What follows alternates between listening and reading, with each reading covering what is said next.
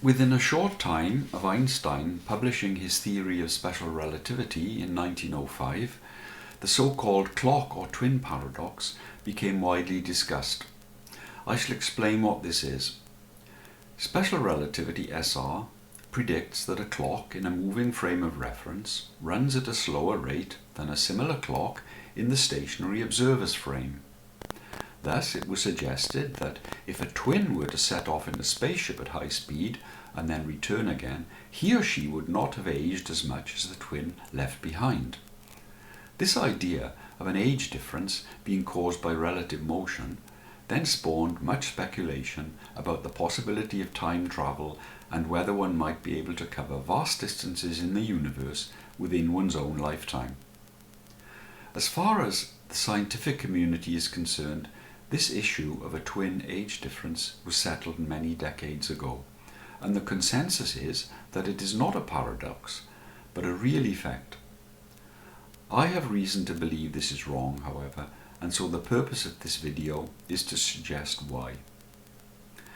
I think it is important to question predictions and be generally skeptical about the outcome of thought experiments, many of which cannot be performed exactly in the real world.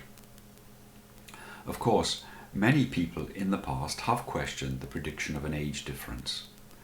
Notably, Herbert Dingle, a British physicist and philosopher of science, vehemently did so, and he became discredited for having held the view that due to the symmetry of the situation there could be no age difference.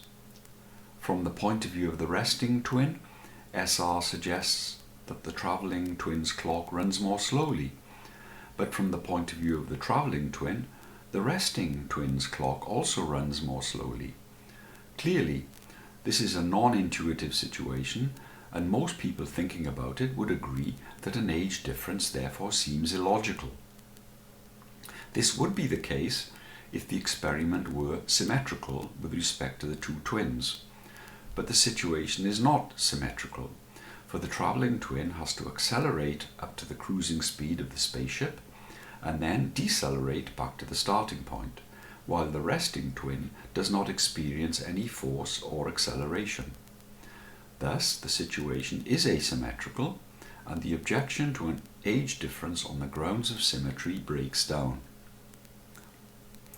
The outcome is not entirely settled, however, since SR is a theory that deals with the relative motion of inertial or force-free frames of reference, and we have here one of the frames not being inertial, because there is an acceleration involved. But theoreticians generally get round this impasse by saying that the acceleration phase of the journey can be of such short duration that it will essentially have no bearing on the eventual age difference compounded during the whole journey. And thus they conclude the age difference is a real effect. So now, anyone who questions an age or clock difference is regarded as a crank. The scientific establishment have all convinced themselves that it is a real effect, and experimental results of flying clocks around the world have been interpreted as confirmation of this, even though several effects occur simultaneously that may confuse what is indeed a very small effect at the speeds aeroplanes can fly. No self-respecting physicist or mathematician now dares raise the issue again. It is regarded as dead and buried.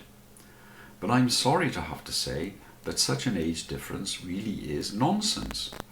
It is based on bogus reasoning that comes from an unrealistic thought experiment in which only part of the story is told and where a false assertion is made that could not occur in the real physical world.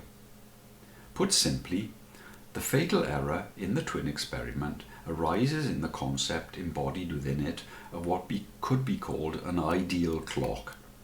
This can be thought of as some sort of abstract device, presumably massless, which can be moved from one frame to another without it changing its properties.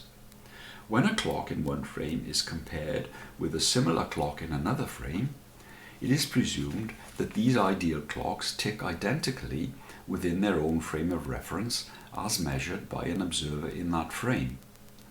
Then such a clock in the moving frame will appear to tick more slowly than a clock in the observer's frame due to the effect in SR called kinematical time dilation. Now, in my own version of the twin thought experiment, we shall have clocks that are more realistic than Einstein's ideal clocks. They will be atomic clocks with mass. Then, the frequency of the atomic vibrations that define the time is directly proportional to the relativistic mass of the electrons that are involved in the atomic transitions. The electron mass increases with kinetic energy according to the well-known equation derived from SR and is proportional to the factor 1 over the square root of 1 minus v squared over c squared, where v is the relative velocity and c is the speed of light.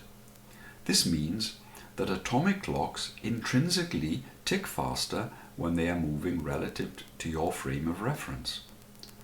Back to the twin experiment. But according to the time dilation equation of special relativity, the moving clock ticks more slowly by a factor given by the square root of 1 minus v squared over c squared. The total outcome is now obvious. The moving clock ticks more slowly because of kinematic time dilation, but it ticks more quickly because of its increased kinetic energy. Taking both sides of the same coin into account, we see that there will be exactly no time difference between the clocks belonging to each of the two twins. The age difference is cancelled out, or rather, it never occurred in the first place, and SR actually predicts nothing extraordinary or non-intuitive in this respect. Thus, if you leave out half the arguments, you will inevitably arrive at a false conclusion. This, I'm afraid, is what everyone currently does.